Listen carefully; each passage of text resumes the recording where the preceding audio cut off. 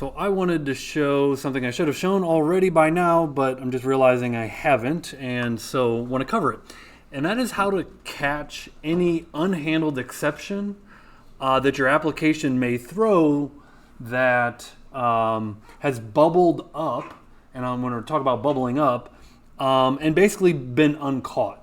And so what am I talking about when bubbling up? Well, you have all these different methods, and method A calls method B, and method B calls method C. And if you have an exception in method C, for example, it's going to try and catch it in method C. If it's not caught in method C, it'll try and catch it in method B. If it's not caught in method B, it'll try and catch it in method A. If it's not caught in method A, it'll kind of catch it in the main thread, the main function. And if the main function doesn't catch the exception, it crashes your application. So I've got a middleware function right here that's checking to see if I'm logged in, and I can put a try catch in here all I want as I've got this catch block, but this catch block isn't catching because it's actually the exception's being thrown before this anonymous function.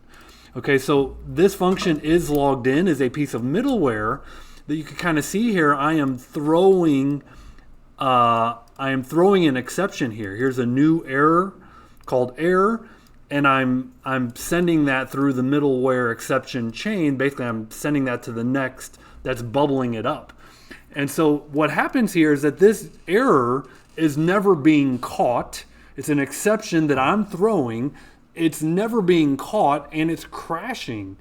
Okay, now just kind of going back to try catches, one of the things in my learning experiences is you may want that to happen. It's actually, I will tell you, I had a graduate who worked for the USPS Postal Service. Okay, they had no try catches.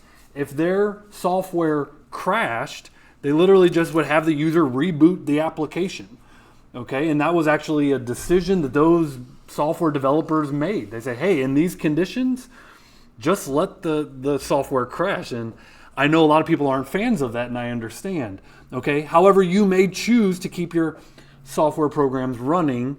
Now, why might you do that? It's application specific.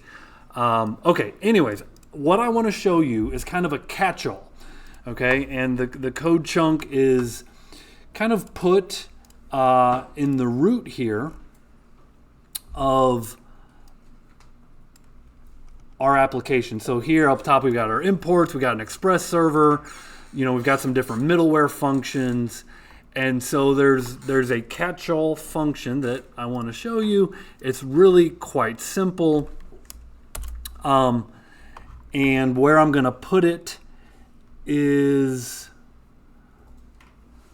because the order of the middleware matters, I'm just going to kind of put it here.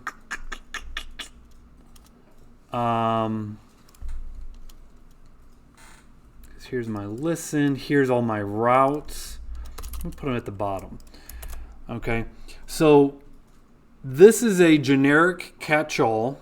It says handle server exceptions to keep my server from crashing. And all it really does, all this line of code really does, as you can see, is send a status, an error status message with some JSON back to the front end. And so as you can kind of see here, my program was crashing. Okay, and so just by trying to access a route that I didn't have permission to, that was at that point crashing my software.